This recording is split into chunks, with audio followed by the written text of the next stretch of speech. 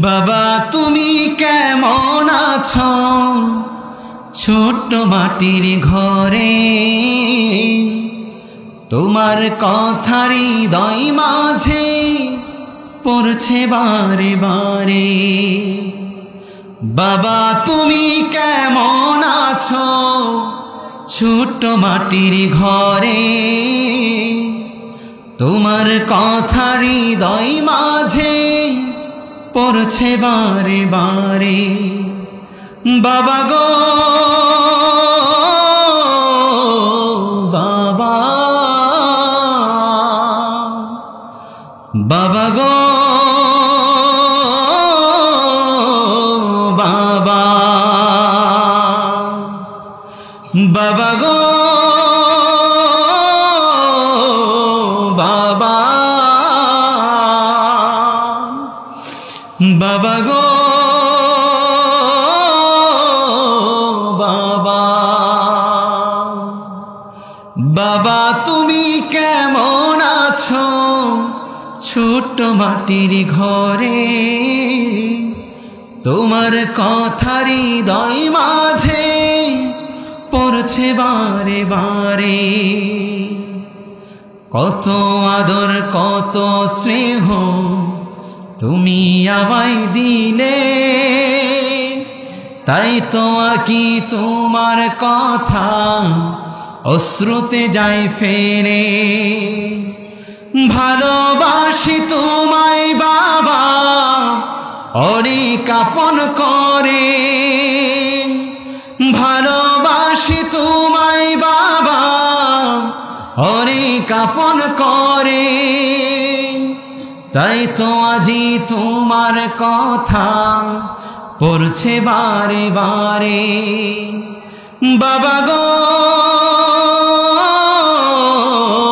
বাবা, বাবা গো বাবা। গত 15 বছরের যুগের কথা যদি আমি আপনাদেরকে বলি, ওই সময়কার মুশরিকরা তারা মূর্তি পূজা করেছে, আর গত যে 15 বছর আমরা পার করেছি বাবার মূর্তি রাস্তায় টানিয়ে টানিয়ে রেখেছে। এই কথা বলছেন না কেন? মিথ্যা কথা বলেছি? যদি মিথ্যা হয় তাহলে বলবেন। আপনার বিশ্বনবীর মুহাম্মদ রাসূলুল্লাহ যেই যুগে বিশ্বনবীকে পাঠানো হয়েছিল, ওই যুগে ঘরে ঘরে মূর্তি ছিল, মূর্তি পূজা তারা করেছে। আর 2015 সাল থেকে শুরু করে আর আমরা এমন একটা যুগে তখন পড়েছিলাম, আপনারা বলেন তো, আমাদের ঘরের পিছনে মূর্তির ছবি, রাস্তায় তাকালে মূর্তির ছবি, মন্দিরে মূর্তির ছবি, এবং কি আদালতে মূর্তির ছবি, এবং কি সংসদ ভবনেও মূর্তির ছবি আছে না নাই? এমন একটা যুগে আমরা ছিলাম। আমি একটু করে বিলিয়ে দিচ্ছি আপনাদেরকে কেমন জাহেলি যুগে বসবাস করতাম। বিশ্বনবী মুহাম্মদ রাসূলুল্লাহ সাল্লাল্লাহু আলাইহি সাল্লাম আসার আগ পর্যন্ত কোন নারীর পেটে কি সন্তান আছে, দুই বন্ধু তারা যুক্তি করত। রাস্তায় যদি কোনো নারী হেঁটে যেত তাহলে তাদেরকে বলা হতো, দেখো তো তার পেটে কি সন্তান আছে। একজন বলতো মেয়ে সন্তান আছে, আরেকজন বলতো ছেলে সন্তান আছে। দুইজনার তর্ক লেগে যেত। তর্ক লাগার পর এই দুই বন্ধু মিলে জীবিত মানুষকে ফেরে দেখতো তার পেটে কি সন্তান আছে। নাউজুবিল্লাহ বলবেন না? এই ঘটনাগুলো যদি আমি গত 15 বছরের ঘটনা যদি আমি মিলাই, আমার ভাইয়েরা, দেশ সংস্কার করার জন্য আজকে 2024 সালে 5ই আগস্ট জীবন দিয়েছে। কথা বলেন ঠিক কিনা? ওই 2024 সালের ঘটনা যদি আমি আপনাদেরকে বলি, এমন ঘটনা আমরা স্বচক্ষে দেখেছি। যেই ঘটনা হলো, পুলিশে গুলি করে রাইফেল দিয়ে মানুষ মেরেছে, হত্যা করে ফেলেছে। রাস্তায় ছাত্ররা জীবন দিয়েছে, মায়েরা জীবন দিল, বোনেরা জীবন দিল, কৃষক শ্রমিক জনতা জীবন দিল। এদেশে যারা সংস্কার চায় তারা জীবন দিল। আর আমার হাসু আপার সৈন্য সেনারা কি করলো? যারা রাস্তাঘাটে জীবন দিল, জীবন দিয়ে রাস্তায় পড়ে মারা গেল, এই সমস্ত মানুষের লাশগুলা, রাস্তার মানুষের লাশগুলা ভ্যান গাড়িতে উঠালেন। উঠানোর পর এমন ভ্যান গাড়িতে উঠানোর পর পেট্রোল ঢেলে দিলেন। পেট্রোল ঢেলে দেওয়ার পর ওই সমস্ত লাশগুলাতে আগুন জ্বালিয়ে দিয়েছে। কথা সত্য কিনা? তাহলে আবু জাহেলের বিশ্বনবী মুহাম্মদ রাসূলুল্লাহ সাল্লাল্লাহু আলাইহি সাল্লাম যে যুগে বিশ্বনবীকে পাঠিয়েছিলেন সেই যুগের কথা আর 2024 সালের যুগের কথা মিল আছে না নাই? বিশ্বনবীর সময় ছিল আবু জাহেল, কথা বলেন ঠিক কিনা? বিশ্বনবীর সময় ছিল আবু জাহেল, আর এদেশের সময় ছিল আমার আপা, কথা বলেন ঠিক কিনা? ওই সময় বিশ্বনবীর বিরুদ্ধে আবু জাহেল চক্রান্ত করেছে, বিশ্বনবী কোরআনের দাওয়াত দিয়েছে, সে চক্রান্ত করেছে। আর 2024 সালে এসে আলেমরা কোরআনের কথা বলে, ইসলামের কথা বলে, আজও স্বৈরাচার বুবু চক্রান্ত করে কি করে না? চক্রান্ত করে না? এমন চক্রান্ত ওই সময়কার যুগে বিশ্বনবীকে কোরআনের দাওয়াত দেওয়া হলো। বিশ্বনবী কোরআনের দাওয়াত দিচ্ছেন। আবু জাহেল বলল, আমার চাচা আপনি শুনেন, আপনি কোরআনের দাওয়াত দেওয়া বন্ধ করে দেন। আপনি কি চান? মক্কার নারী চান দিয়ে দিব, মক্কার নারী চান দিয়ে দিব, সহায় সম্পত্তি, টাকা পয়সা, অর্থ যা চান সব কিছু দিয়ে দিব, কিন্তু কাজ হলো একটা, আল্লাহর কোরআনের দাওয়াত আপনি দিতে পারবেন না। আজও বাংলাদেশের ভিতরে যখন কোরআনের দাওয়াত, ইসলামের দাওয়াত আর কোরআনের দাওয়াত গুলা যখন উলামায়ে কেরাম যখন দিয়েছে, বিশ্বনবীর উপর আঘাত এনেছে, বিশ্বনবীকে জেলে যেতে হয়েছে। আজও যারা কোরআনের কথাগুলা শক্ত করে বলেছে তাদেরকে জেল জরিমানা হয়েছে কিনা? বিশ্বনবীকে 3 বছর জেল খাটিয়েছে। আর দেশের উলামায়ে কেরাম যখনই কোরআনের কথা বলেছে, ইসলামের কথা বলেছে, বছরের পর বছর, যুগের পর যুগ তাদেরকে জেলখানায় কাটাতে হয়েছে। কোরআনের পাখি আল্লামা সাঈদী, আল্লামা মামুনুল হক সাহেব, মুফতি আমির হামজা, মুফতি জসিমউদ্দিন রহমানী সহ এদেশের উল্লেখযোগ্য বরেণ্য উলামায়ে কেরাম, এদেশের উলামায়ে কেরামের কোনো দোষ নাই, কোনো অপরাধ নাই, একটাই দোষ আর একটাই অপরাধ, তারা জালিমের বিরুদ্ধে কথা বলেছিল। কোনো অপরাধ আছে? কোনো অপরাধ আছে? কথা বলছেন না যেন? এদেশের মানুষের কোনো অপরাধ নেই। আলেমরা বলল, তোমার বাবার মূর্তি তুমি তৈরি করো না, স্বৈরাচার মানেনি। আলেমরা বলল, ইসলামের প্রতি কোনো আঘাত হানো না, স্বৈরাচার বুঝিনি। আলেমরা বলল, এদেশের তৌহিদি জনতার উপরে টিয়ার শেল গ্যাস মেরো না, এদেশের ছাত্র জনতার উপরে আঘাত হানো না। তিনি বললেন, হাজার হাজার ছাত্র জনতা যদি মারাও যদি যায় তবু আমি ক্ষমতায় থাকবো, কিন্তু আল্লাহর পরিকল্পনা আছে না নাই? হাজার হাজার ছাত্র জনতাকে মেরে ক্ষমতায় থাকতে চায়, ইসলামকে দমন পীড়ন করে ক্ষমতায় থাকতে চায়। আবু জাহেলের সময় বিশ্বনবী মুহাম্মদ রাসূলুল্লাহ সাল্লাল্লাহু আলাইহি সাল্লাম তিনি তাকবীর তুলেছিলেন। আবু জাহেলের ক্ষমতা টিকে নেই। মুসা আলাইহিস সালাতু ওয়াস সালামের জামানায়, ফেরাউনের জামানায় মুসা আলাইহিস সালাতু ওয়াস সালাম তাকবীর তুলেছিলেন, ফেরাউনের রাজপ্রাসাদ টিকে নেই। নমরুদের সময় হযরত ইব্রাহিম আলাইহিস সালাতু ওয়াস সালাম তিনি তাকবীর তুলেছিলেন, নমরুদের ক্ষমতা টিকে নেই। আজ যখন ছাত্র জনতা মিলে এদেশের তৌহিদি জনতা যখন তাকবীর তুলেছে, স্বৈরাচার লেজ গুটিয়ে পালিয়েছে। স্বৈরাচার হয়ে যারা আসবে তারা বাংলার জমিনে টিকতে পারবে না। কথা বলেন ঠিক না? গৌর গোবিন্দ তিনি তাকবীর তুলেছিলেন। শাহজালাল রহমতুল্লাহি আলাইহি যখন তার বিরুদ্ধে যখন কথা বলা শুরু করলেন, গৌর গোবিন্দর বিন্দিল ভেঙে তছনছ হয়েছে।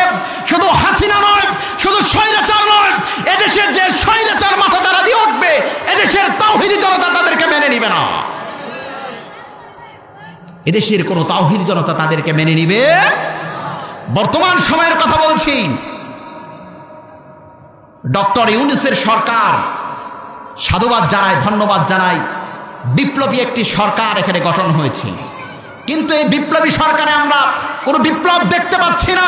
যারা নাটক থিয়েটারে যারা কাজ করে, যারা সিনেমার পর্দায় যারা কাজ করে, যারা বউ ব্যবসা করে, এরকম উপদেষ্টা নিয়োগ দিলে আবার আন্দোলন করা হবে। কথা বলেন ঠিক কিনা? আমরা ইসলামকে ক্ষমতায় দেখতে চাই। কথা বলেন ঠিক কিনা? আমরা কোরআন দিয়ে রাষ্ট্র চালাতে চাই। কথা বলেন ঠিক কিনা?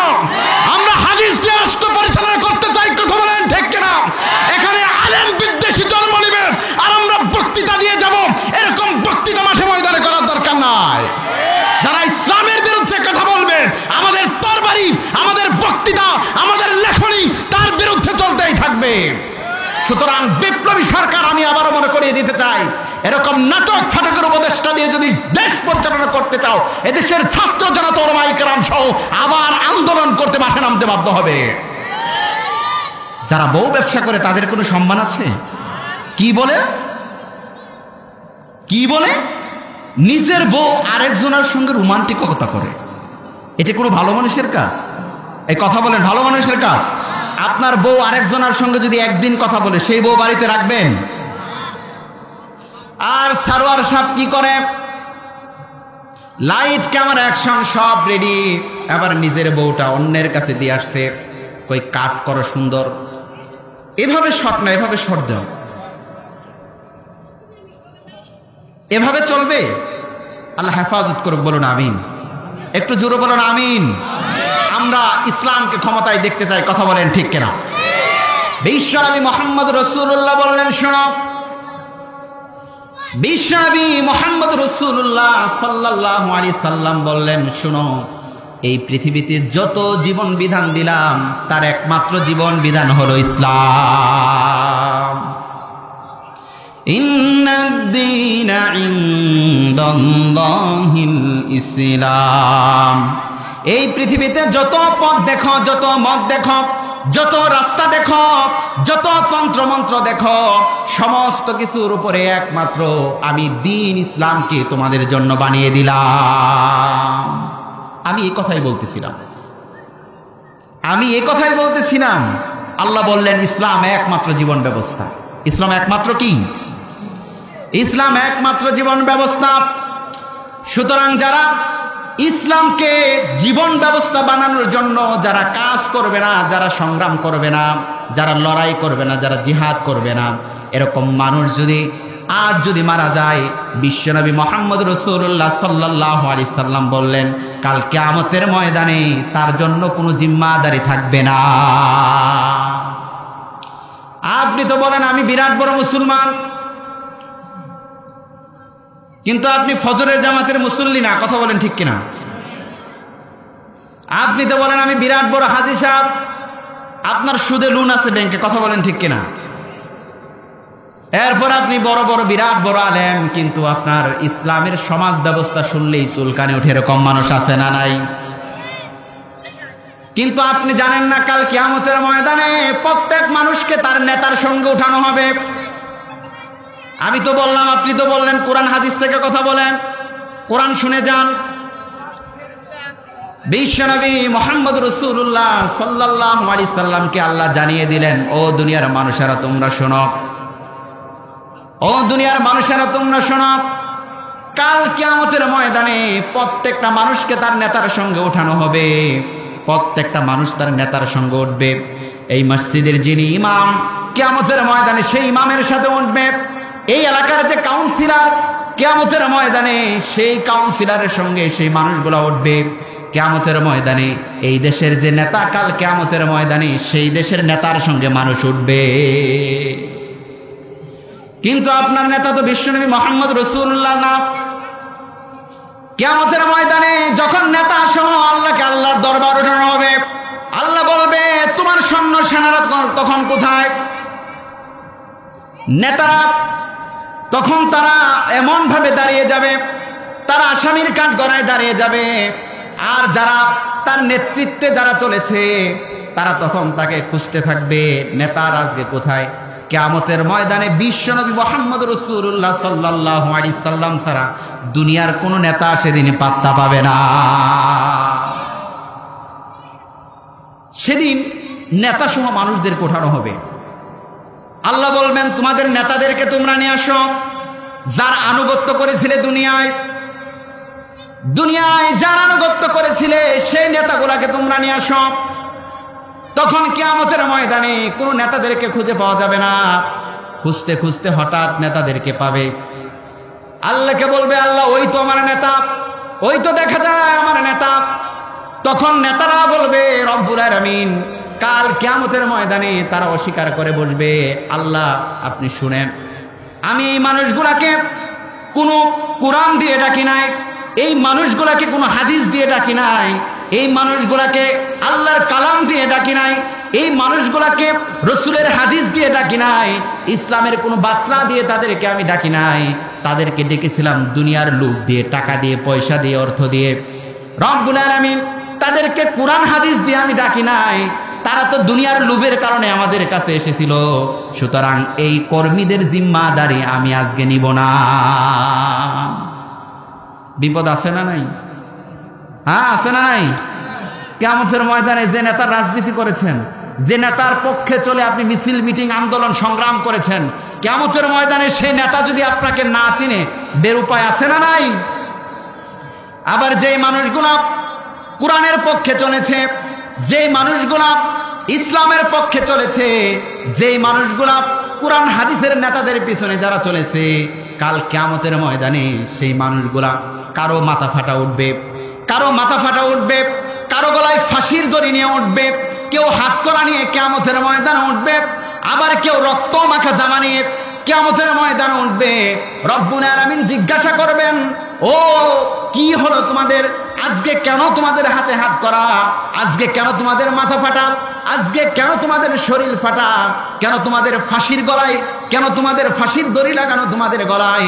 তখন তারা বলবে, আল্লাহ তোমার কোরআনকে বিজয়ী করার জন্য, তোমার ইসলামকে বিজয়ী করার জন্য, তোমার দ্বীনের প্রয়োজনে, কোরআনের প্রয়োজনে রব্বুল আলামিন বিশ্বনবীকে যখন অপমান করেছিল, তখন আমি তাদের পক্ষে হয়ে, বিশ্বনবীর পক্ষে হয়ে যুদ্ধের ময়দানে ঝাঁপিয়ে পড়েছিলাম।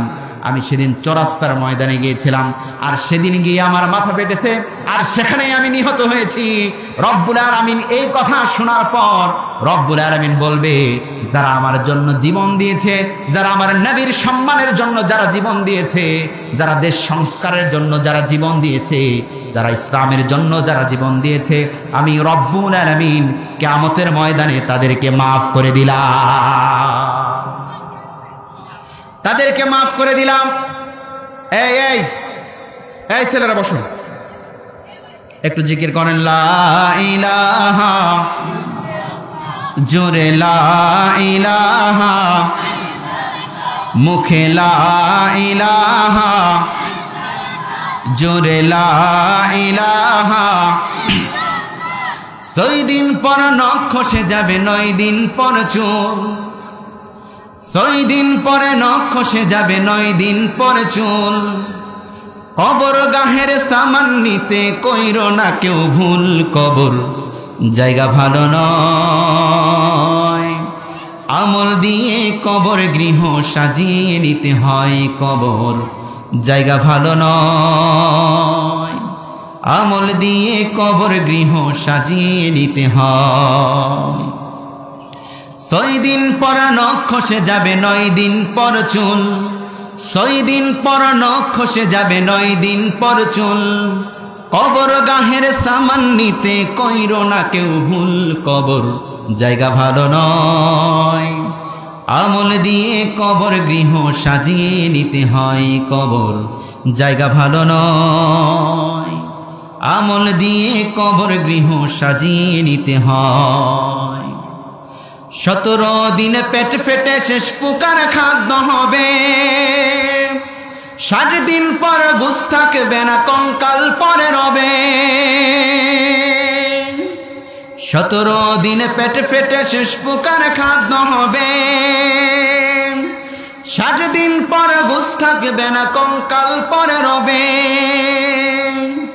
90 দিনে হাড় গুলি সব, 90 দিনে হাড় গুলি সব আলাদা হয়ে যায়, কবর জায়গা ভালো নয়, আমল দিয়ে কবর গৃহ সাজিয়ে নিতে হয়, কবর জায়গা ভালো নয়, আমল দিয়ে কবর গৃহ সাজিয়ে নিতে হয়। 6 দিন পর নখ খসে যাবে 9 দিন পর চুল, 6 দিন পর নখ খসে যাবে 9 দিন পর চুল।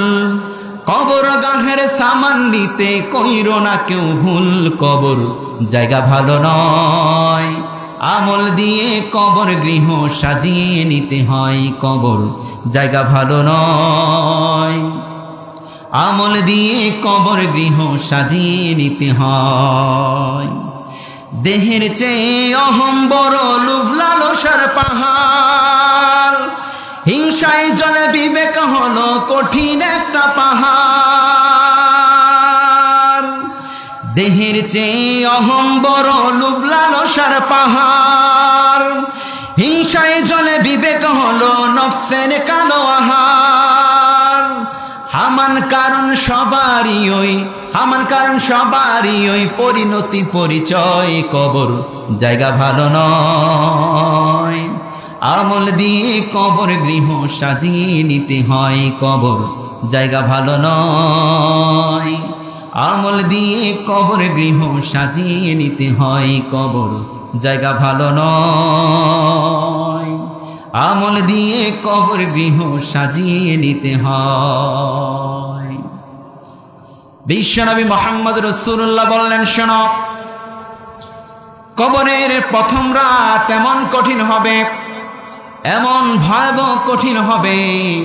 বিশ্বনবী বললেন, সাহাবীরা শোনো, ওই কবরটা কেমন কঠিন হবে। যেদিন মানুষকে কবরে শোয়ানো হবে, যেদিন মানুষকে যেদিন কবরে শোয়ানো হবে, বিশ্বনবী বললেন, সাহাবীদেরকে বললেন, ও আমার সাহাবীরা, তোমরা কি জানো কেমন সেই রাতটা কেমন কঠিন হবে? বিশ্বনবী সাহাবীদেরকে দেখালেন, এই যে দুহাতটা আমি ঢুকিয়ে দিলাম, এটার অর্থ কি বুঝো সাহাবীরা? সাহাবীরা বললেন, ইয়া রাসূলুল্লাহ, আমি তো বুঝি না। এইবার রাসূল বললেন, সাহাবীরা শোনো, যারা দুনিয়াতে যারা আমল করে নাই, যারা নামাজ পড়ে নাই, যারা রোজা করে নাই, যারা হজ করে নাই, যারা ইসলাম মানে নাই, তাদের রাতটা এমন কঠিন হবে, দুই পাশের পাজরের মাটিগুলা ভেঙে দিবে। দুই পাশের কবরের দুই পাশের মাটিগুলা এমন ভাবে চাপ দিবে, এক পাজরের হাড়গুলা অন্য পাজরে ঢুকে যাবে। আবার এমন আযাব হওয়া শুরু করবে। বিশ্বনবী মুহাম্মদ রাসূলুল্লাহ বললেন, সাহাবীরা তোমরা শোনো, যে মানুষগুলা ফজরের জামাত যারা পড়ে নাই, ওই সময় এমন একটা ফেরেশতা আসবে, এমন একটা সাপ আসবে, এমন একটা সাপ আসবে, যেই সাপটা দুনিয়ার জমিনে যদি একবার যদি নিঃশ্বাস ফেলে, আর দুনিয়ার জমিনে কোনো সবুজ ঘাসপালা হবে না, কোনো তৃণলতা জন্মগ্রহণ করবে না।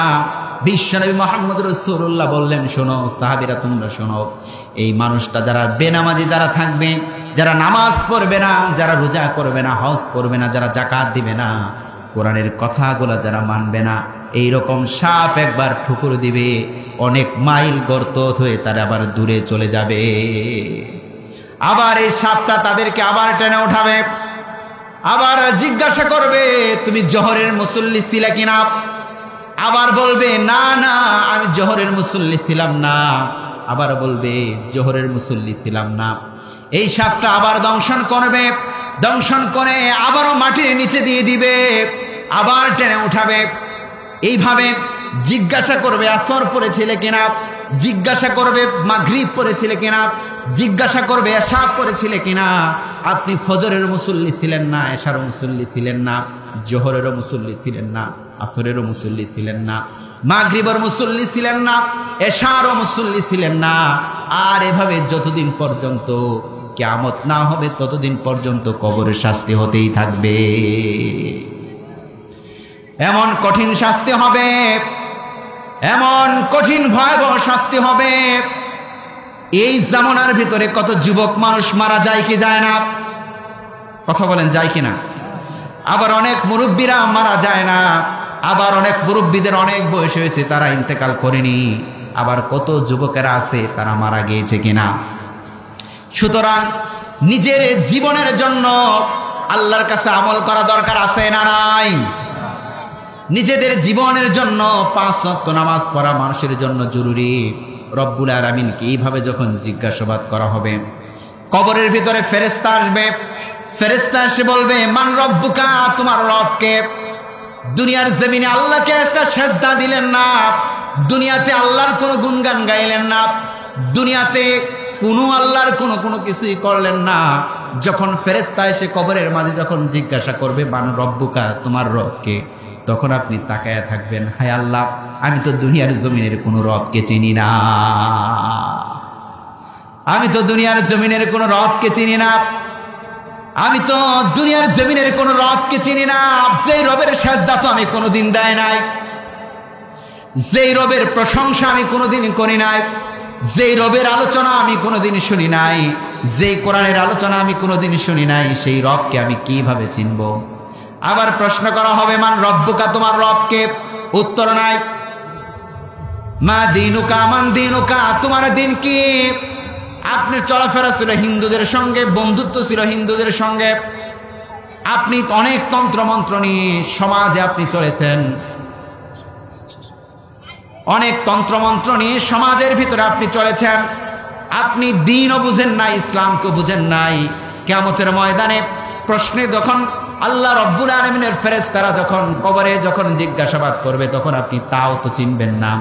এবার তোমাকে জিজ্ঞাসা করা বলবে মান নবিউকা, তোমার নবীকে? দুনিয়ার জমিনের নেতা ছিল আপনার অন্য কেউ, দুনিয়ার জমিনে সংস্কার করার জন্য অন্য মানুষকে আপনি বেছে নিয়েছিলেন, তখন আপনি মোহাম্মদ রাসূলুল্লাহকেও চিনবেন না। আপনারা বলেন তো, কবরের ভিতরে এই তিনটি প্রশ্নের জবাব যদি না দিতে পারেন, কপালে দুঃখ আছে না নাই? দুনিয়ার জমিনের কোনো কিছু হইলে একজন আরেকজনকে সহযোগিতা করতে পারে, কিন্তু কবর এমন জায়গা হবে, কিয়ামতের ময়দানে এমন কঠিন মুসিবত হবে, এমন কঠিন মুসিবতের জায়গা হবে যে রব্বুল আলামিন ব্যতীত দুনিয়ার কোনো সাহায্যকারী সেদিন থাকবে না। কিন্তু আল্লাহ সেদিনও আপনাদেরকে মাফ করতে চাইবে, সেদিনও আল্লাহ আপনাদেরকে ক্ষমা করতে চাইবে, সেদিনও আল্লাহ আপনাদেরকে মাফ করে দিবে, সেদিনও আল্লাহ আপনাদেরকে ক্ষমা করে দিবেন। সুবহানাল্লাহ বলবেন না?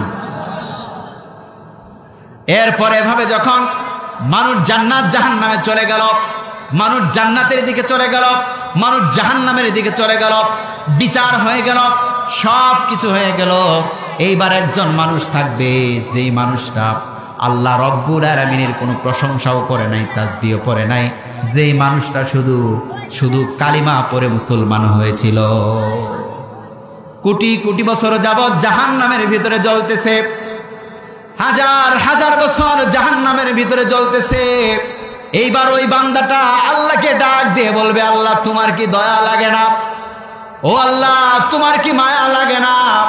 হাজার হাজার কোটি কোটি বছর যাবৎ জাহান্নামের আগুনে জ্বলতেছি, আল্লাহ তুমি আমার দিকে একটু তাকাও না। দুনিয়ার জমিনে কত শুনেছি তোমার নাম রহমান আর তোমার নাম রাহিম, আল্লাহ আমার দিকে তাকিয়ে দেখো, জাহান্নামে পড়তে পড়তে অঙ্গার হয়ে গেছি। এইবার এইভাবে যখন ডাক দিবে, এইভাবে যখন ডাক দিবে, আল্লাহ বলবে, ও আমার ফেরেশতারা, ওই বান্দাটা দুনিয়ার জমিনে কোনো নামাজ কালাম পড়ে নাই, কোনো কিছু করে নাই, ওই বান্দাটা শুধু কালেমা পড়েছিল, ওই বান্দাটা শুধু কালেমা পড়েছিল, ওটাকে জাহান্নামের আগুন থেকে একটু বের কর, জাহান্নামের আগুন থেকে একটু বের কর। জাহান্নামের আগুন থেকে বের করবে, বের করার পর এইবার বান্দাকে এখানে হাজার হাজার বছর রাখা হবে।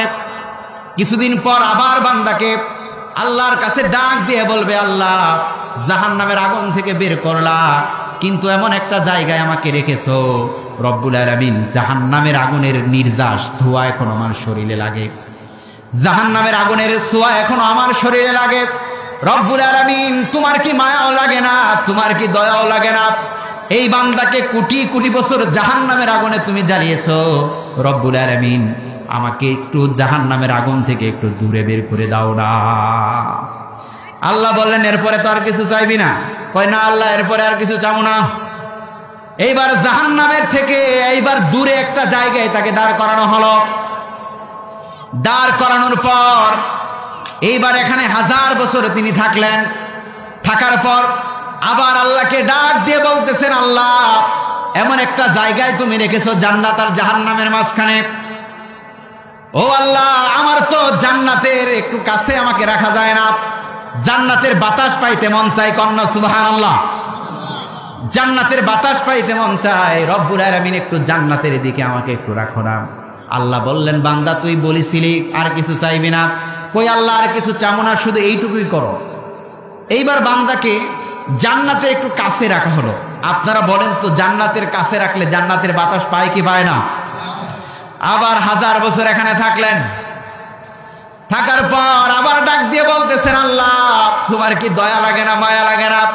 এই বান্দাকে 1000 বছর জান্নাতের গেটের সামনে ফালায় রাখছো, আল্লাহ একটু সময় দাও আমার, একটু আর কিছু চাইবো না আল্লাহ, আর কিছু চাইবো না, জান্নাতের গেটের সামনে আমার একটু রাখো। আবার জান্নাতের গেটের সামনে তারা রাখলেন, আবার 1000 বছর এখানে থাকলেন। থাকার পর জান্নাতের গেট দিয়ে জান্নাতের একটু বাতাস দেখা যায়, জান্নাতের নাজ নিয়ামত গুলা দেখা যায়। জান্নাতে এত সৌন্দর্য হবে, নাজ নিয়ামত দেখে তার আর মন টিকে না।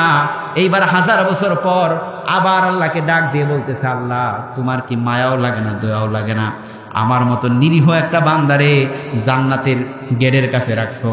আল্লাহ তোমার কাছে আর কিচ্ছু চাই না, শুধু আমাকে জান্নাতের ভিতরে একটু ঢোকার অনুমতি দাও, এরপর সব কিছু দেখে আবার চলে আসবো। আল্লাহ কোনো জিনিস খাবো না, কোনো জিনিস ধরবেও না। আল্লাহ তো রহমান আর রহিম। এইবার আল্লাহ বান্দাকে বললেন, আল্লাহ বান্দারে আর কিছু তো কোনোদিন চাইবি না? কই আল্লাহ আর কিছু চাবো না, শুধু জান্নাতে ঢুকার ভিতরে একটু অনুমতি দাও, কোনো জিনিসও খাবো না, কোনো কিছুই করবো না। আবার বলেন তো, আল্লাহ বান্দার মনের কথা বোঝে কি বোঝে না?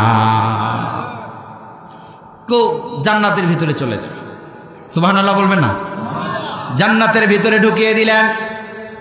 জান্নাতের ভিতরে ঢুকার পর আবার নাজ নিয়ামত দেখে হাতে ধরে এটা করে সেটা করে রব্বুল আলামিনকে এবার অনেক দিন পরে আবার বলবে, আল্লাহ তোমার বান্দারে জান্নাতে ঢুকাইছো, আবার বের করে দিবানি। আল্লাহ বলে, রে বান্দা শোন, তুই কোনো ইবাদত করস নাই, কোনো কিছু করস নাই, আমি তোর মনের ব্যাপারটা জানি। শুধু তুই এই ছোট্ট জান্নাত নয়, আমি রব্বুল আলামিন এমন জ্ঞানী, এমন দয়াময়, এমন এমন রহমান আর এমন রাহিম। এই বান্দা তোর মনের খবর আমি জানি। শুধু এইটা না, 10 দুনিয়ার সমপরিমাণ জান্নাত আমি তোমার কপালে লিখে দিয়ে দিলাম। আর একটু জোরে বলুন না সুবহানাল্লাহ।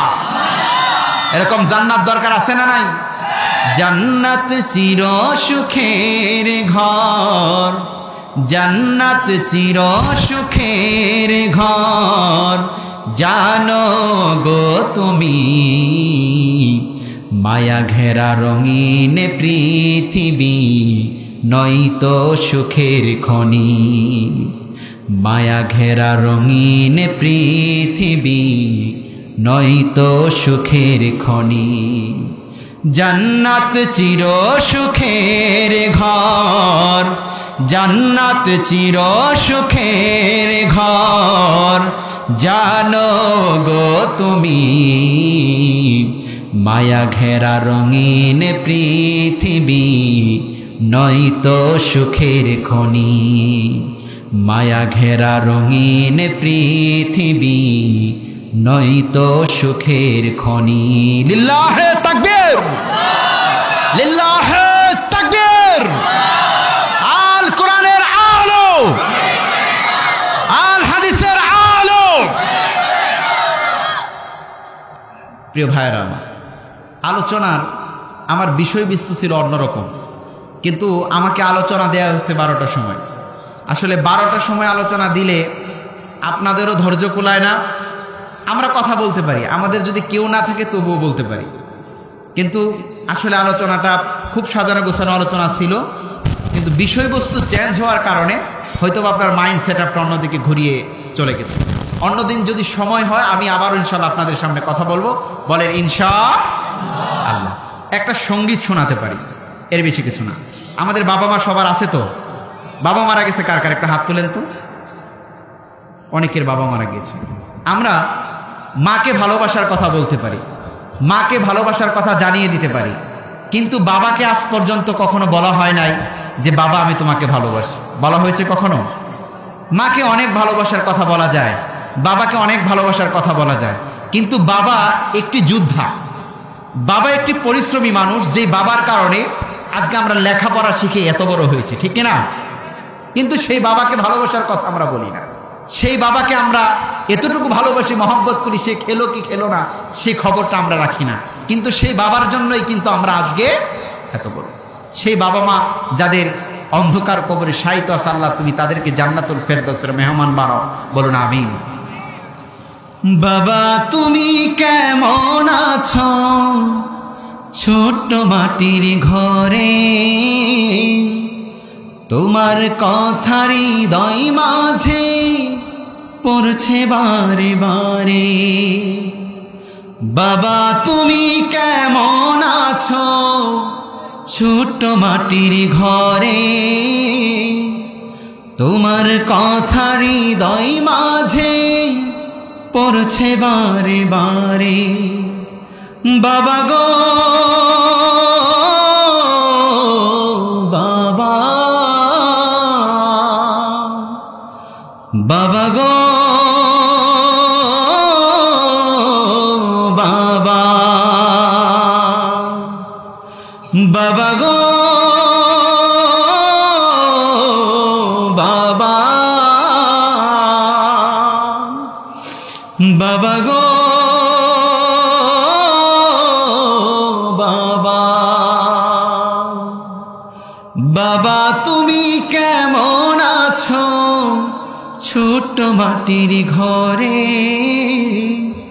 তোমার কথার হৃদয় মাঝে পড়ছে বারে বারে। কত আদর কত স্নেহ তুমি আমায় দিলে, তাই তো আকি তোমার কথা অশ্রুতে যায় ফেরে। ভালোবাসি তোমায় বাবা অনেক আপন করে, ভালোবাসি তোমায় বাবা অনেক আপন করে, তাই তো আজি তোমার কথা পড়ছে বারে বারে। বাবা গো বাবা, বাবা গো বাবা, বাবা গো বাবা, বাবা গো বাবা। বাবা তুমি কেমন আছো ছোট্ট মাটির ঘরে, তোমার কথার হৃদয় মাঝে পড়ছে বারে বারে। সবাই দরুদ আল্লাহুম্মা সাল্লি আলা মুহাম্মাদ ওয়া আলা আলি মুহাম্মাদ কামা সাল্লাইতা আলা ইব্রাহিম ওয়া আলা আলি ইব্রাহিম ইন্নাকা হামিদুম মাজিদ।